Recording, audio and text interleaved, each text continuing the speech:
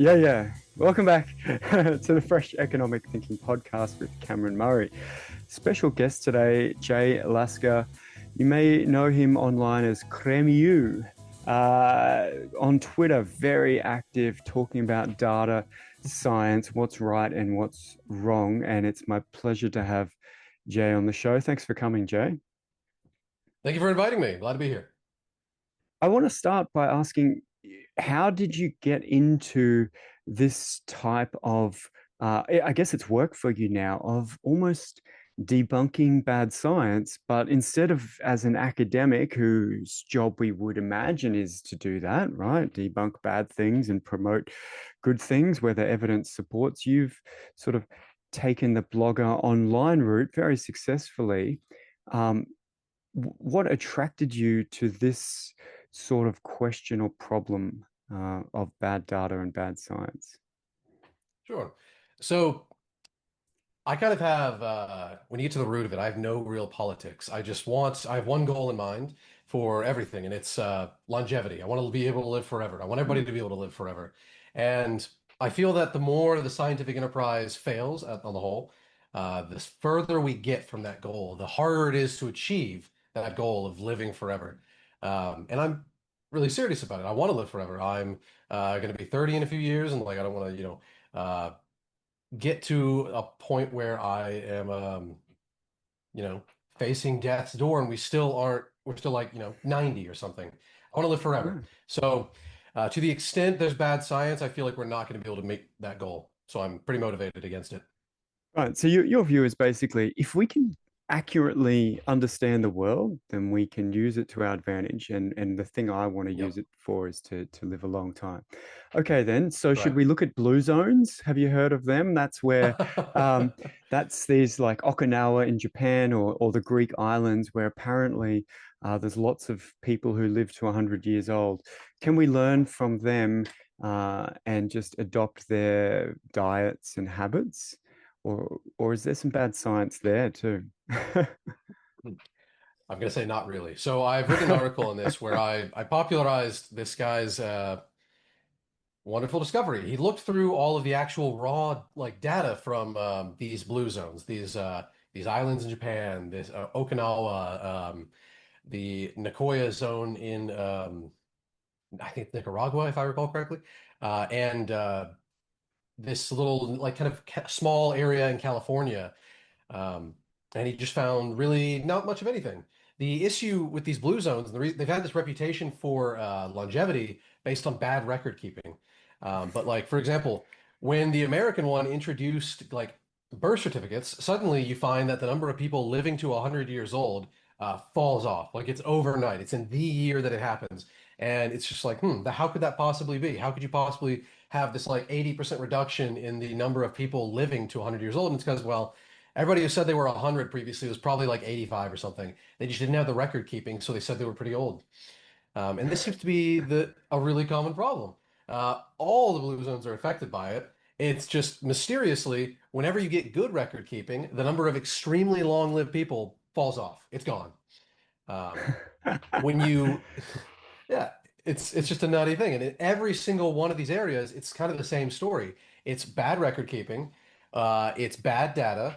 For example, the blue zone, the one down in South America, that one, the area shrank by like I think like 80% or something like that, some very high number when they actually got good data to figure out where these supposedly very long-lived people live. And it's like, Hmm. well, great. You've been studying this whole area under the assumption that like everybody in this area lives kind of long. And the answer is no, they don't. So lots of wasted research. And in the Greek and Japanese examples, a lot of the very old people are actually dead. Like they're just Yeah. fully dead. But So they're marked as alive because, they get to keep receiving the pension checks, or at least their family does. yeah, no, that's one of the big controversies about the Guinness World Record for old people is I think one of the most famous cases. It's still suspected that the woman who was the oldest living person was actually the daughter of that person who sort of adopted her identity to keep her pension going. So yeah, Yeah. that's a super common problem. So basic record keeping seems to be one of these common themes that you come across with bad science. I know you were interested in a couple of healthcare related things in the US. One of them was, for example, maternal deaths in the US, right? There's this Oh yeah. worrying chart that you can get online, Our World in Data, you name it. And the rate of maternal deaths in most countries is tapering down towards zero. We're very good at having safe childbirths. And then the US in the last 15 years has been rising. And it's puzzled a lot of people and it's become a social meme. Well, is it true, or is that another bad science thing that has traveled the No. world? What's the story? No truth to it. So the reality is, the U.S. has expanded its what it considers to be like a post-birth death. They've made it so that a longer period after birth is considered in a post-birth death. It's like this it's maternal mortality, it's infant mortality for like many more days than you would find in another country like the UK or Germany or wherever. And as like states across the U.S. have adopted this expanded definition, this maternal mortality checkbox, the the like mortality rate's gone up and up because they're just counting more and more deaths in that frame. If you use a consistent definition, the rate's gone down over time. It's just continuously gone down a little bit. It actually looks pretty cheery, but there's this contrary trend because we're counting more things, and frankly, we should count more things. I think other countries should actually catch up with the U.S. and adopt the same practice of using the same definition because it is a better definition than the other countries use. But it is more expansive, so it makes the US look pretty bad. So what you're saying is the many countries have used a fixed trend, and I remember you had the literal paperwork, the multiple choice box Yep. that doctors tick after a death. What did this person give birth in the last month or something? And then you tick yes, Yep. and they die in a car accident 30 days later, and they're a maternal death. And um, and other countries are not doing that; they're doing it within a couple of days or whatever the case may be. Yep. And so what's happened is this rising trend is actually more states in the US adopting a different checkbox over time, creating a rising trend. Yeah. And yet, isn't it interesting that that trend has sort of penetrated the culture and become a thing that I knew about before I heard you write about it?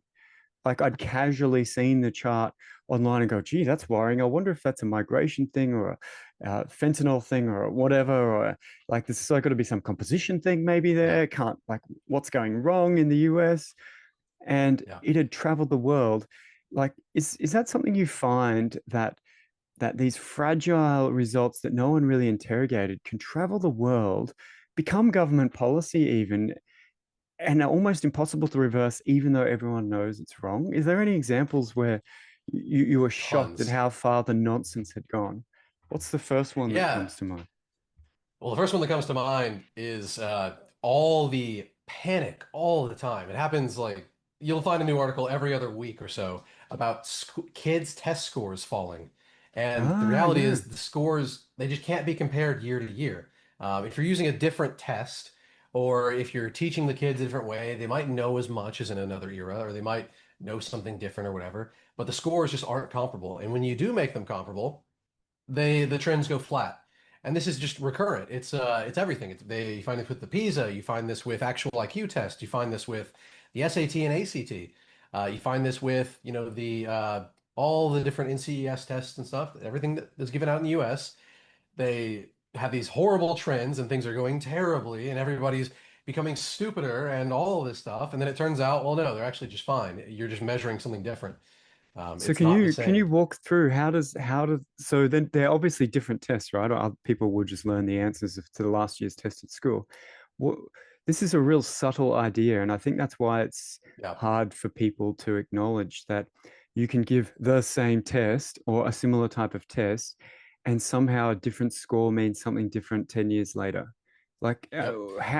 can you give me an example of what a consistent test would be compared to an time inconsistent one, for example? Absolutely, yeah. Okay. So practically every test can be inconsistent. It just depends on how you like teach people or whatever. As an example, in going from the early Wechsler Adult Intelligence Scale tests, the ones where like they have spatial rotation in there, to newer ones, you'll find that newer generations, even if you're using the same items in this test, like there is some overlap, they've been trained for lots of their lives to play these sorts of games because they show up in video games, they show up on TV, they show up on in little like puzzles and whatnot. And just because they're interacting with their environment in a way that exposes them to all this information a previous generation wouldn't have, and it's sort of test relevant, they get better at the test without even having to, study for the test. It's just it means a Ah, different thing because they have all this exposure previous generations never had. right. So you can Uh, imagine the test is like a geometry problem of join two pieces of timber and cut a line, and that tests some group, but then over time, 70% of men suddenly studied carpentry as teenagers, and they're really good at that answer now. Everyone yep, just gets it instantly. Whereas yep, previously that question would have actually tested some new thing. So you've actually sort of trained everybody to just get that question right because it's a common thing, or vice versa. The yep, question, previously we may have, cooked more at home and therefore some tests related to that. So this, I can see what you're saying. I'm still skeptical though, right? I want to believe that you do multiple choice tests where you reorient shapes or you add, different values together in a certain thing that they should be so is that, are you saying that that's true for the Flynn effect as well? So the Flynn effect is this idea that oh, IQ absolutely. scores, well, what is the Flynn effect? Maybe you can explain that Sure. and what the controversy is. So the Flynn effect is the supposed rise in intelligence over time. It's mostly a rise in IQ scores as distinct from intelligence measurements. Uh, So you'll find that the scores are definitely going up on all sorts of tests, or at least they were in some areas until recently. Now they're going down. But for most of the world, for the past century and a half, whenever you measure like vocabulary tests or mathematics tests or any number of tests, you'll find that people are just getting better at them. And the average rate is like zero point 0.3 IQ points per year. So you'll find like 3 IQ points a decade, which means that 50 years ago, somebody would have been 15 points lower. Unfortunately, it doesn't work out so simply. You can't just go like, oh, my grandparents must be dumb. No, they're actually gaining at the same rate. Um, Old people and young ah, people are all gaining. So if they're still alive, they're still gaining. It's a very peculiar thing. It's like, how does this work? You're way out of school. It couldn't have been the school teaching you this. yeah, It just seems to be some sort of weird cultural change thing. So even old people get the Flynn effect. Um, Poor, rich, everybody gets it at like the similar rate too.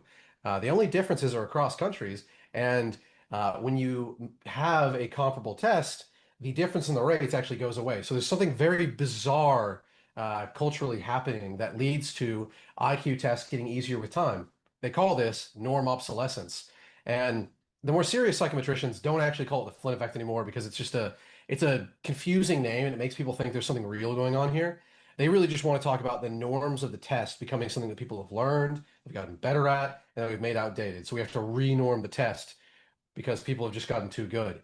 And if you don't, you can run into serious issues. Like, for example, in the US, in death penalty cases, if you score too low, you're protected from the death penalty. If you score too high, you are going to be subject to it.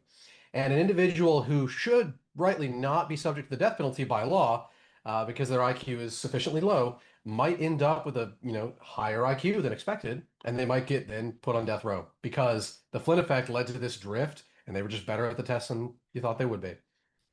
yeah. I mean, now that you've spoken through it a little, I do feel like the spatial reasoning and stuff, the use of computers and interacting, I can definitely see, I'm thinking back to my grandparents trying to learn an iPhone and things like that. Oh And yeah.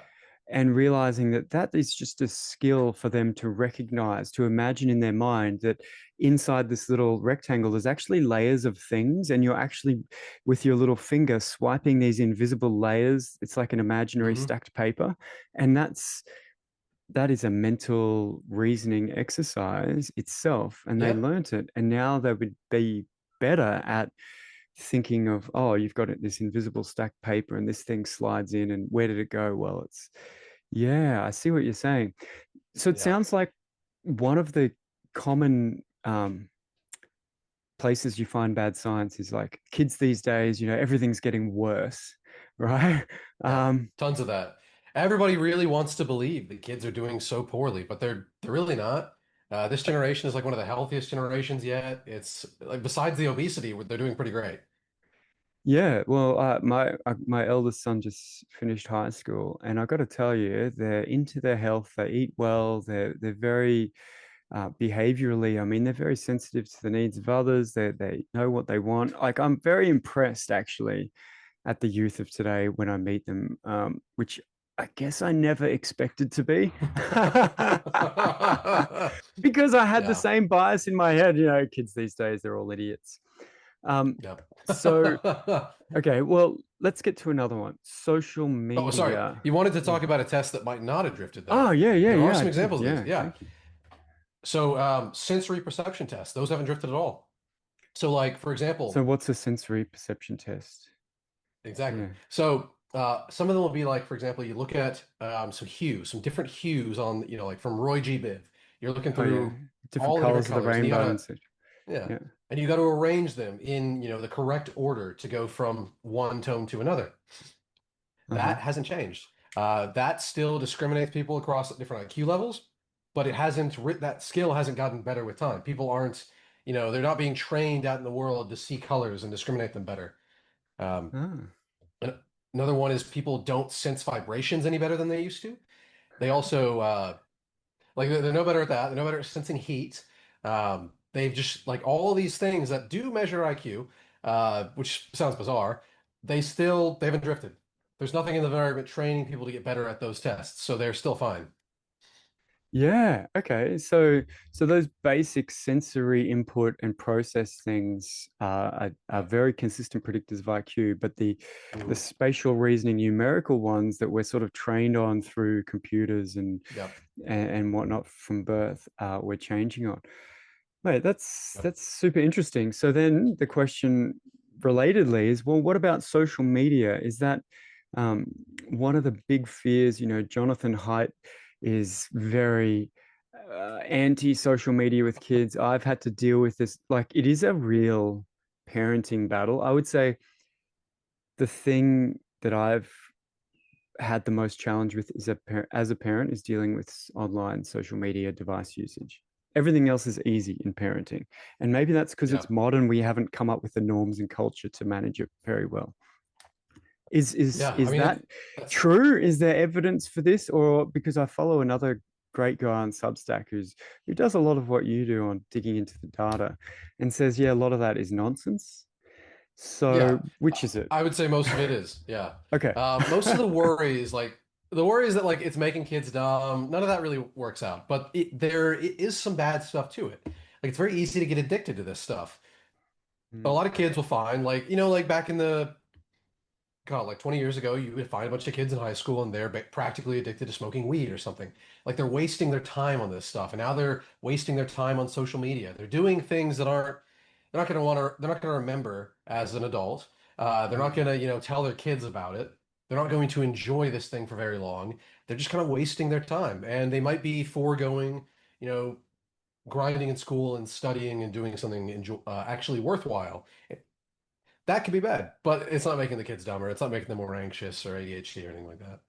So what, what's have you looked into the data, that Jonathan Haidt relies on of the rise in girls doing this or whatever? I mean, I look at the kids at school and yeah, they veg out on their phones like all the adults do too. It used to be TV, right? You don't sit in front of the TV and Yeah. get square eyes. I was literally telling my kids how I used to wake up at 5 o'clock on the weekend and watch TV for 5 hours straight because we had the music Oof, show. I don't know if the jeez. Aussie listeners, we have a show called Rage, which would play like the top 100 songs from 5 a.m. on the weekend um, for 5 hours or however long it took. And that's what I would do as a Interesting. kid to veg out for half the day. And now no one does Yeah. that, but they do social media. So is there any data that's just wrong or or suffering those drift issues that you've mentioned that has led Yeah. people to believe this? I'd say a considerable amount. There are a lot of these quasi-causal studies that come out that show social media seems to be bad in some way, and they're very tenuous. The results are incredibly weak. You'll find like there's always an excess of p-values right near zero point zero 0.05, right near the threshold of significance.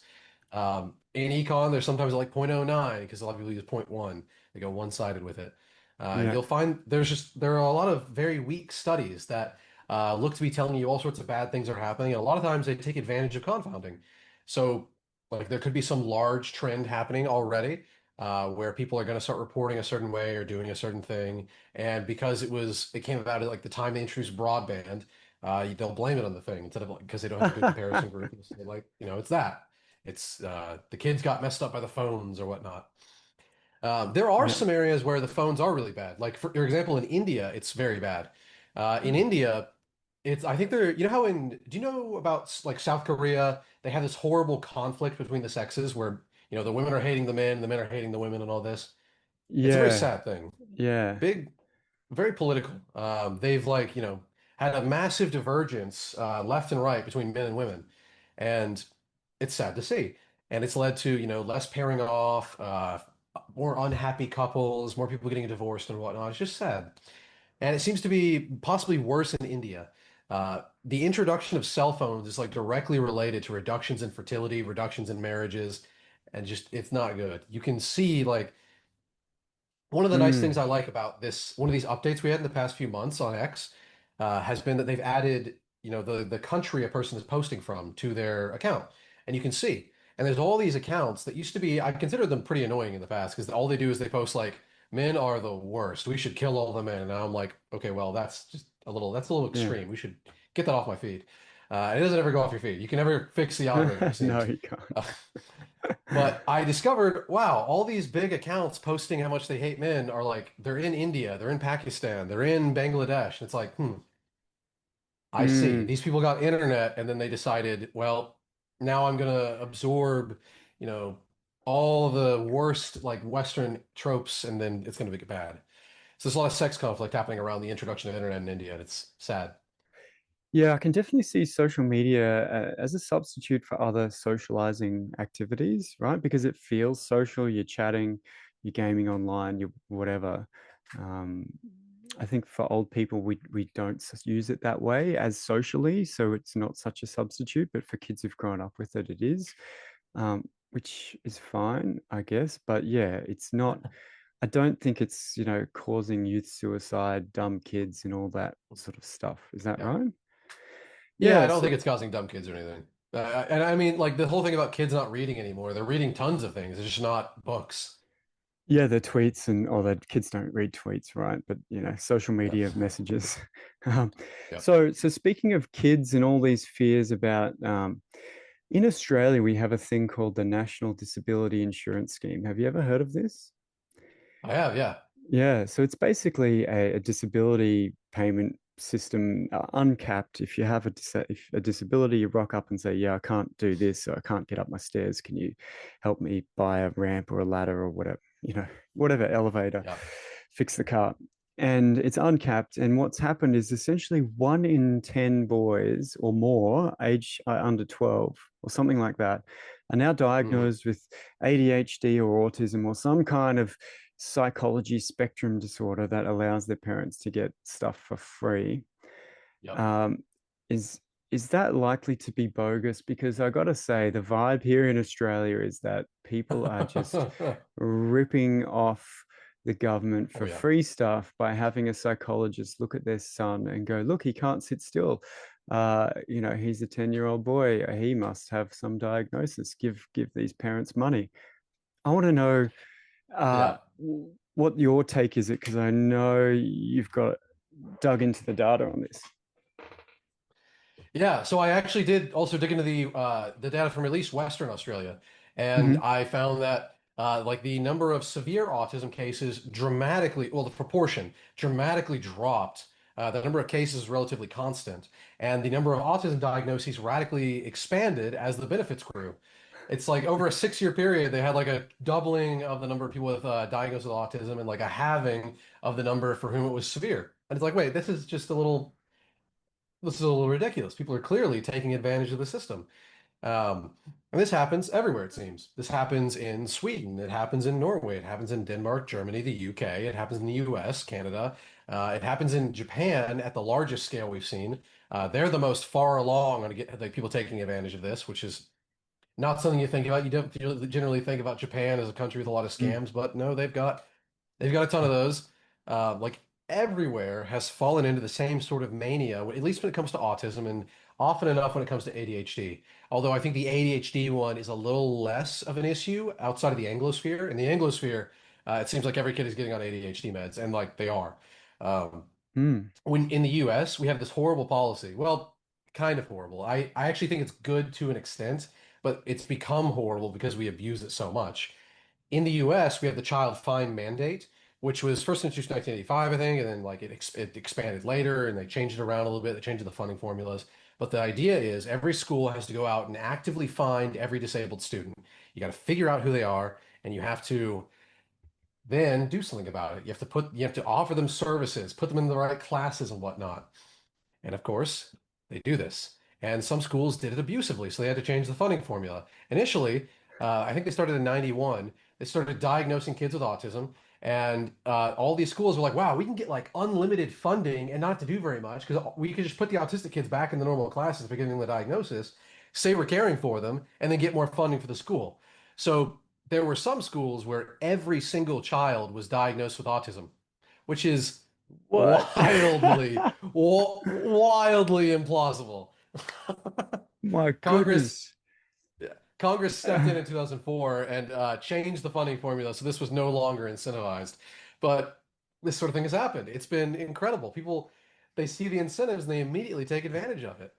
When there's a great econometric paper looking at like the extent of this, and when these educational rewards, where you pay a school per diagnosed child, are introduced in a given state, the number diagnosed goes up by an average about 25% in that year. It's Wow. huge. So are these incentives that have been around, it sounds like for 30 years or so, part of the rise in diagnosis? Like, is there like a feedback from the culture to the, diagnostic manual? What do they call it? The DSM in The psychology. DSM. Yeah. Um, and there's this like feedback of pretty much everyone's disabled now. Like, Yep. is is there actually any real rise? Like, there's this story as well that, it's the vaccines causing autism or something. But if there's been no rise, then and it's all diagnostic, then that's not really also a thing. You're already jumping to the conclusion, assuming that the rise is real. But if the rise isn't real, Yep. or have you just backfilled that as a reason to be skeptical of vaccines? I wonder. Yeah. What's the take? People, every time people hear of these trends, they want to jump to their preferred explanation. Like you were saying earlier, you Mm, remember the maternal mortality checkbox, and you were thinking, wow, maternal mortality must actually be going up. It's substantive. So we can explain it with substantive means. yeah. The substantive means are like, we can explain it by America's healthcare system getting worse, or like people getting fatter, or like a Mm, million different things that lead to the maternal mortality. And people do this with autism. And they really do it with autism because a lot of them have like an autistic child and they want to figure out what to blame it on. yeah. You'll find that a lot of the advocates and everybody who is just put like not everybody, but most of the people who are just put on the interagency vaccine or autism panel, they are people who either are autistic or have an autistic child, or who work with autistic people, provide services for them, whatever. A lot of them have these conflicts of interest that are sometimes, acceptable, sometimes quite bad. Um, like if you're directly offering services for children, like parents who have autistic children, you probably should not be the person determining how the payouts for that work, but Mm, that's happening. Um, and it's a quite bad thing. Everybody has conflicts of interest and whatnot, and they really, really, really want to explain it in a way that is favorable to them. I've met several autistic or parents of autistic children who want to blame it on vaccines, and they don't want to blame it on heredity, even though they are clearly like very autistic themselves. yeah. Uh, and so they just come together, like these two clearly slightly autistic parents. They come together, and boom, they have a bunch of children who are a little more autistic than them because they've, brought Yeah. it all together. And this is super common. It's the norm. People really, really want these self-soothing explanations to be true. They want to blame the things they hate. They want to, if they don't like vaccines, they'll attack the vaccines. That's just how it works. So, yeah, it's funny. I like to tell this story because at the time you were writing about this, I went to this aeroplane museum, and I gotta say, all the old pilots and retired pilots were there, and I'm just like, holy crap, they're all autistic. Like they're not diagnosed. They had successful careers in aviation and they know everything. But I'm just sitting there like, you cannot read social cues. You just are talking about objects and I'm watching them interact. And I just thought, wow, actually, this is just part of the normal distribution of society. Some people just really are bad at social cues and nerd out on objects like this. Oh yeah. And in the past, they became engineers and pilots and nerds and did other, abstract reasoning, technical tasks and had great careers and met other like-minded people. And now, We they're diagnosed troubled. that. We diagnose them. We give them parents' money, the school money. They grow up thinking there's something wrong with them, rather than just using the natural distribution of human traits and filtering people into what they're good at in society.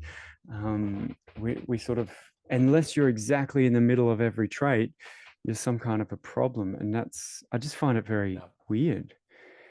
Um, I think so too. It's definitely weird. It's really sad to see too, and it leads to a lot of waste. Like the amount we're expected to spend on autism services in the U.S., even though the majority of them are not needed and don't really do very much. They only do something for like people who are very severe on in mm, terms of autism. The amount we're expected to spend by 2035 is over $1 trillion a year. oh my goodness. Yeah, it's a Yeah. lot. And a lot of it's not doing much, right? It's carers and stuff. It's Yeah, weird, marginal. go and see a music therapist. I'm like, they're gonna just listen to their TikTok music anyway. Like, anyway, Yeah, I'm very skeptical about the merits of that. Besides, in addition to any other social interaction where you're singing and having fun, like, yeah. um, so I want to move the conversation towards um, bad science translating into bad policy.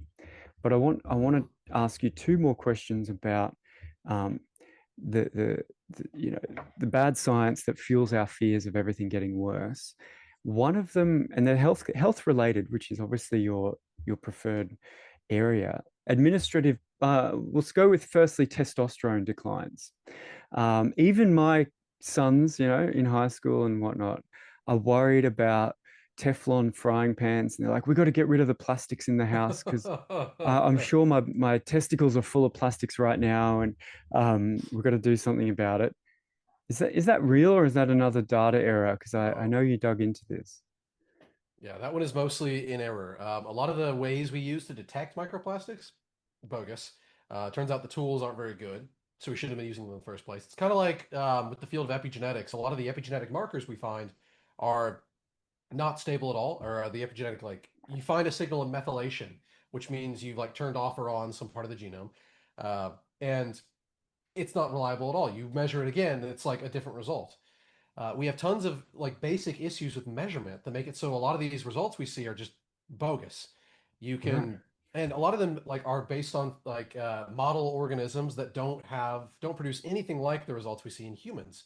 So you might find like a mouse has its testicles full of plastic, and it's like, well, a human doesn't. It just doesn't translate to us. Yeah, You right. can do crazy things with mice. Like you can do a gene therapy with a single PEI without having to electroporate them with a plasmid, which means you can inject them with a very simple uh, just like practically a bit of DNA, and their cells will just take it up. And if you do that to a human, nothing will happen. They will not be affected. Their physiology is just nothing like ours. And a lot of these results are based on those terrible animal models that don't translate to human models at all. Um, But you're saying and it's a fundamentally we don't know how to measure microplastics in human tissue in a reliable way. Is part of We the we issue. do we do, but it's difficult, it's expensive. Nobody's really done it at scale yet, and nobody's really doing it in representative samples at all. And when we do some of these measurements, like in blood, they just don't seem to matter whatsoever. Like Brian Johnson has had all his entire blood plasma swapped out for clean plasma, I think two or three times, and he reported no effects whatsoever. Nothing changed on any of his blood panels or anything else. It Oh, just doesn't matter. And it shouldn't huh. matter because microplastics are inert. Plastic is inert. It's not going to do anything to you. You're Yeah, just going to, if you eat it, you'll poop it out. Like it's going to just come out of you. yeah. When it's in your blood, it's not going to do anything to you unless, you have an extremely large amount at a scale that we haven't seen yet in a human. Right. It's just And so it's so people worry that that's causing testosterone declines. Is there a testosterone decline and that's what we've sort of blamed it on? Or is that also not like has anything happened in this world that's gotten worse? Testosterone decline, real yeah. or not real? So the testosterone decline is also not really real. It comes from these two issues. One of them is bad measurement. The measurements over time have been inconsistent. We've swapped from an indirect proxy measurement to actual counting of like the testosterone in the blood sample. It's because our tools have gotten better over time. Like around 2000, the INHANES, the national, it's this big survey they do in the US where they go around with like a truck and they, ask people, you want to join the survey? And they take your blood, test results, ask you to fill out some survey stuff like that has improved. We've gotten making it a lot better. We used to use this proxy measurement for testosterone that inflated testosterone levels, and when we stopped using that and started directly counting the testosterone in these samples, suddenly the levels go down, and then they're consistent. So they're like they go down by a set amount, and then they're flat over time. They're not changing. There's been no decline, and if there was a decline, it would just be this one-off event, and it also wouldn't be statistically significant in that data set because they 10x'd the sample size in the same year they updated the measurement instruments. In All right. the older samples with the high levels, they were imprecise and they were just wrong. We know they were wrong because you can measure people with the same methods now and they get the same results. Their testosterone levels are like indistinguishable from ones in the past if you use the same measurements. My Uh, goodness. yeah. So Not to say nothing's gone down. Not to no, say nothing's no. gone down, to be clear. People have Yeah. gotten fatter. Yeah, well, it turns out that that's going to be pretty much solved obesity as well, right? It turns out you eat Yeah. less, and some people, if they take a pill, okay, I'll start with the story, and I'd like your view on it.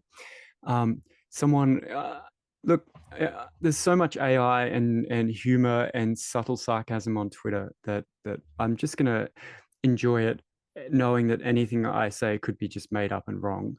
But someone said to me, I was taking the wrong tablet. I thought I was, or thought I was on a weight loss drug, Oh no.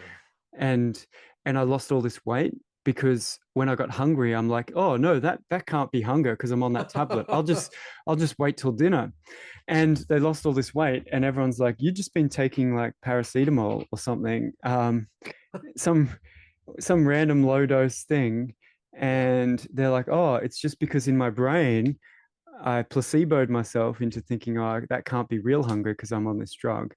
So, firstly, have we solved obesity? And secondly, were any of the stories we told about why people are getting fat, that it's some kind of hormone thing, a stress thing, a survival mode thing, were any of those right, or was it just we were eating too much because the food was tasty? Yeah, I think it's pretty much that. I would say it's eating too much because the food is tasty. We have more of it. We are richer. When countries get richer, their obesity rate tends to go up. This is a little Mm, perplexing because within countries, the richer people tend to be a little skinnier than the poor people after a certain level of development.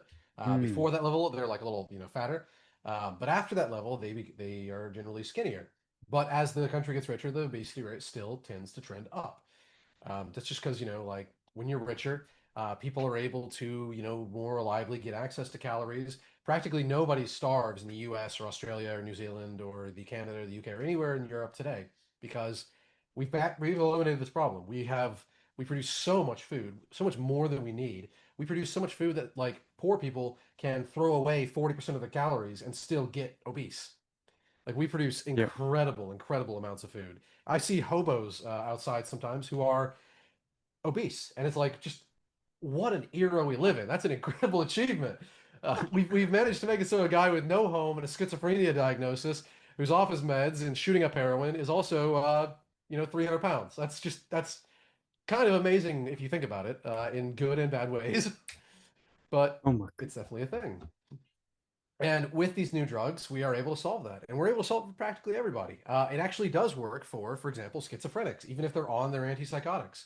There are some American results just came out. There's some Australian results that were back a few months ago that came out. And they both these trials showed that people on antipsychotics, which are prone to making people fat, um, you can take semaglutide at the same time, and you'll still lose weight, and you'll lose weight at about the same rate people do who aren't on antipsychotics.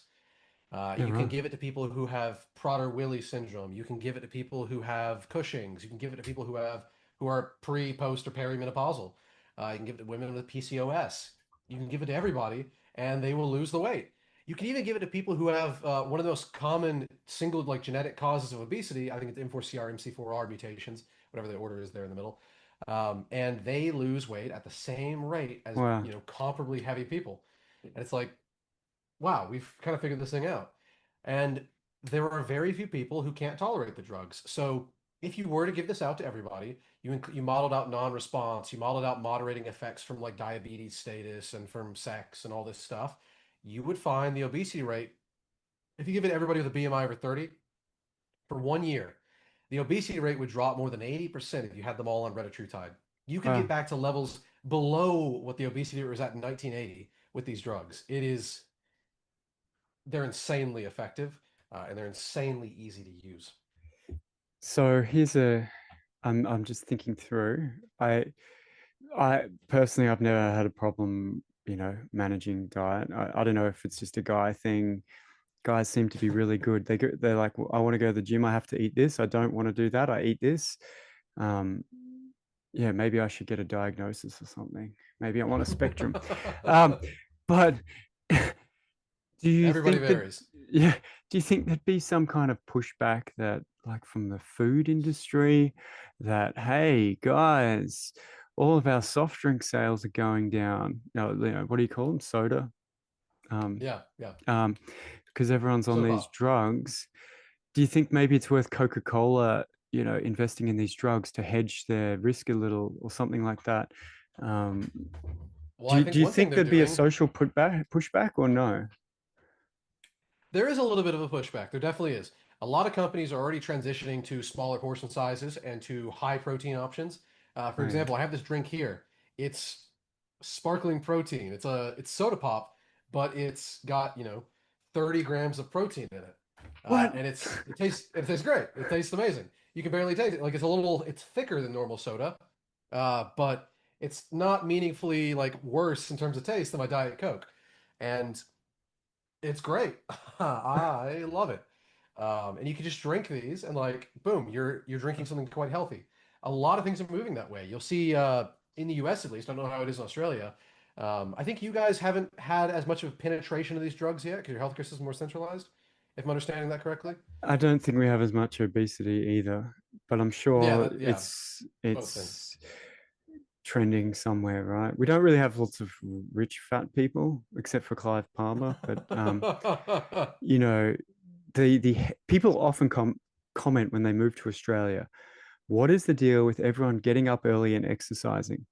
Like the cafes are full Yeah, at 5:30 in the morning with people who've just gone and sweated, run, swum um, in the morning. That is a it's real cultural thing yeah. here.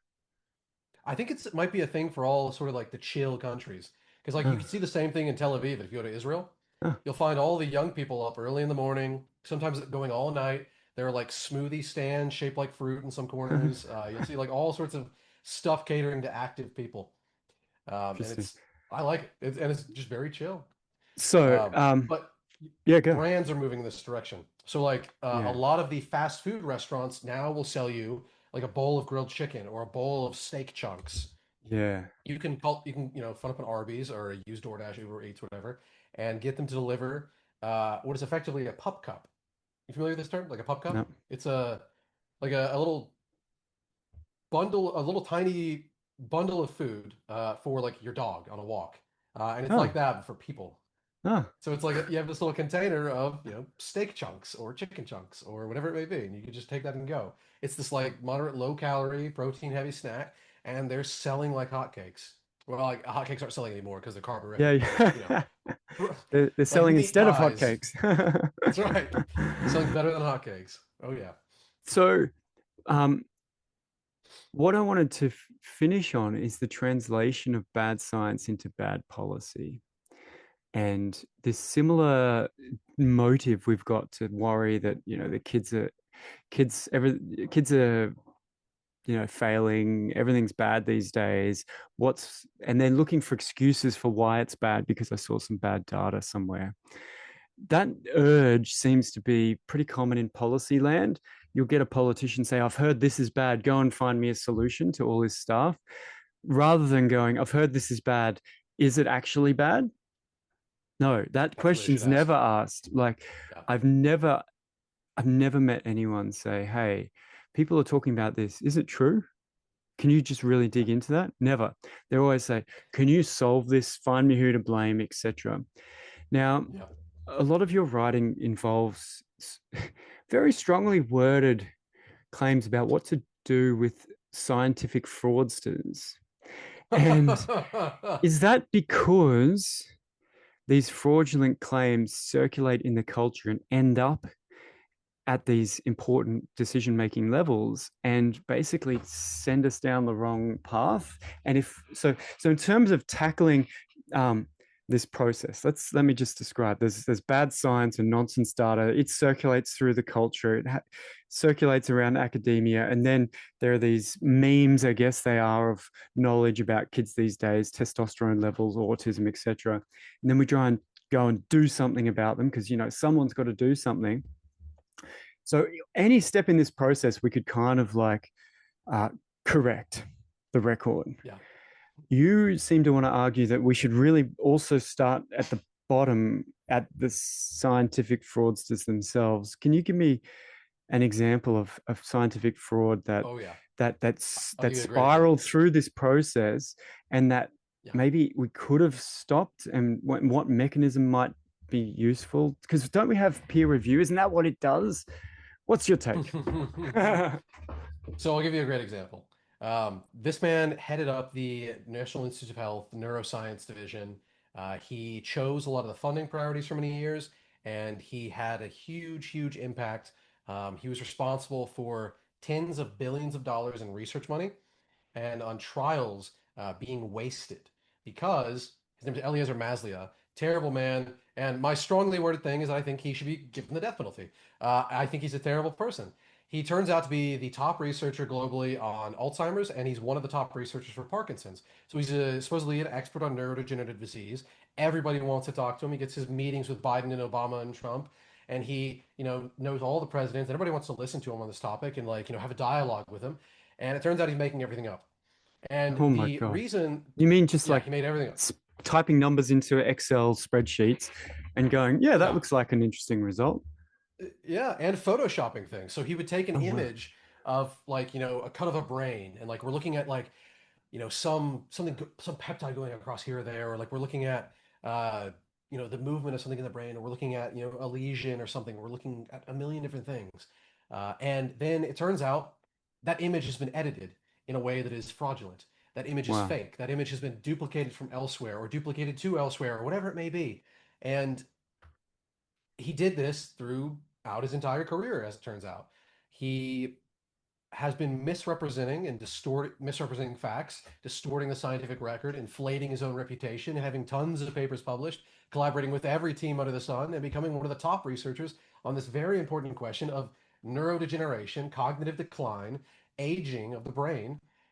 And he led people to throw away billions and billions of dollars and so much time. I actually suspect that Parkinson's and Alzheimer's might be closer to a cure or potentially cured or at least, treated much better were it not for this individual, who again, one of the top researchers for, like decades, uh, having such an outsized influence and being a fraud. He really just thought about his own career and did not think Mm. about the public. Yeah, I mean, that's what the incentives are in academia, right? It's just basically get Yeah. published, get citations, get status. The truth is, I didn't see it. My experience in academia was that the truth um, doesn't have a place. There's not really an incentive. And I was actually told, that a good way to get along in academia is never say that's wrong and stupid. Say, so and so is a really Oh smart yeah. person and has had lots of valuable insights. I want to enhance our view of this. And you basically just stroke their egos, tickle their balls, whatever you're doing. And because you got to get accepted into this social game. Because if you just say you're an idiot, wrong, that looks like lying, you get kicked out essentially because they're all buddies, right? They all go Yeah. to conferences, they're all looking out for each other. So Yeah. what would You see this you, every day with, yeah. do you know about Elizabeth Bick? Oh, no, I don't think so. Who's She's that? a Wonderful researcher. She's incredible. A microbiome digest on Twitter. Um, Microbiologist, wonderful work. She has spent the last like decade of her career going after fraudsters. She's like one of the best people for finding people who duplicate images, who have incorrect traces in these like purity tests and whatnot in like chemistry, for doing all sorts of things. She just finds them left and right. She speaks at conferences about finding them. She offers consulting services to find people who are lying. She's been very instrumental to PubPeer, the website where you can go and review any paper, and then they send off the comments to the editors, and sometimes they get them retracted.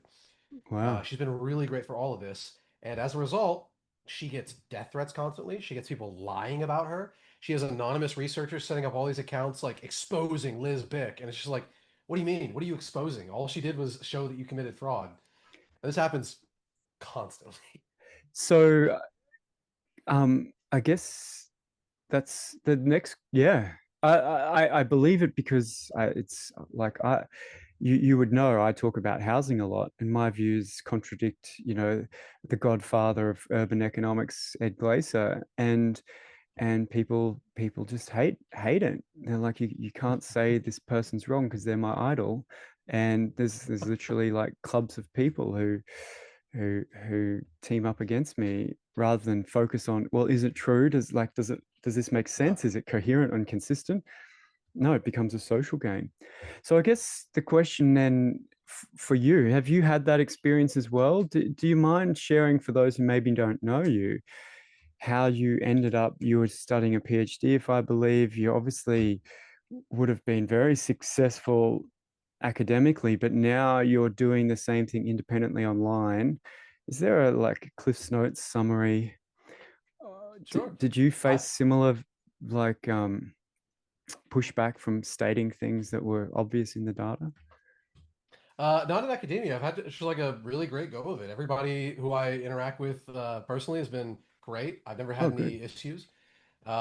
Personally, I'm fine. I like I run a successful company outside my blogging and Twitter and all that, and no real issues with any of that. Yeah, good. Which is weird. Like it's just yeah, fine.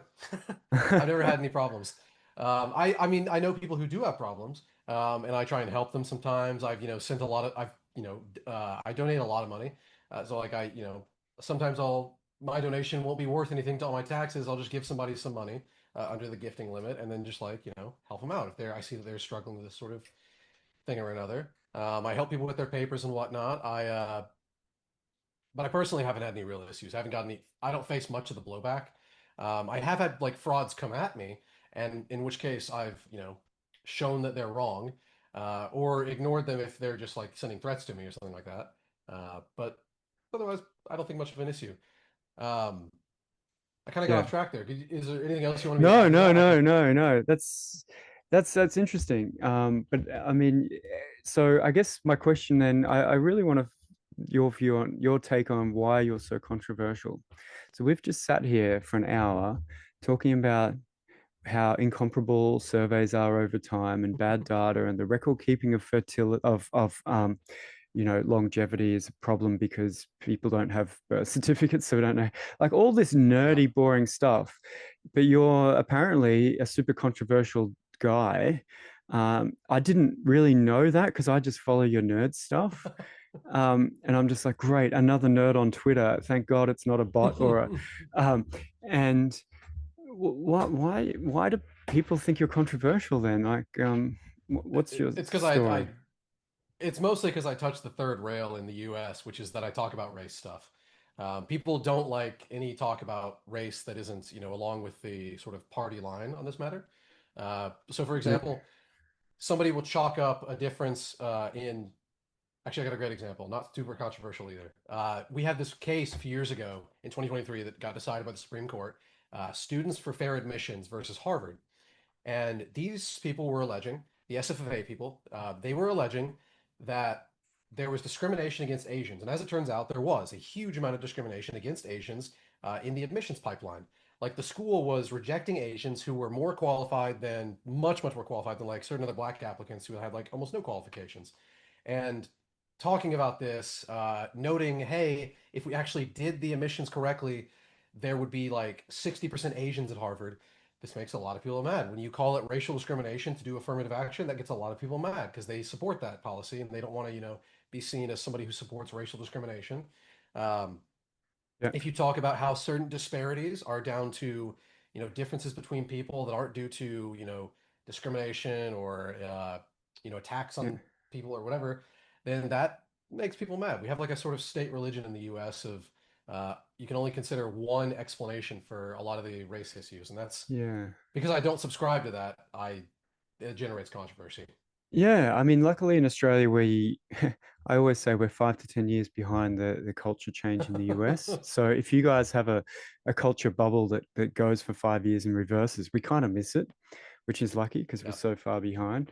But so you're telling me that the NBA is mostly black, not because of discrimination against whites. Is that what you're saying? Yeah, and it's not got a lot of Asians because not the No. discrimination, just because the height difference. Ah. That's weird. You sound so controversial, mate. I'm surprised. So Yeah. I guess, okay, the last thing I want to do, what's the worst policy that has happened in the last 5 years based on fraudulent science or pure wrong data? That's how I want to Hmm. wrap up because, this is where all this stuff leads to. Let me just summarize and as a bit of a wrap up, science matters because when we know how the world works, we can orchestrate it in our favor to do things we want, whether it's to live a long time, Yeah. like you said, become richer and wealthier and happier, as an economist might say.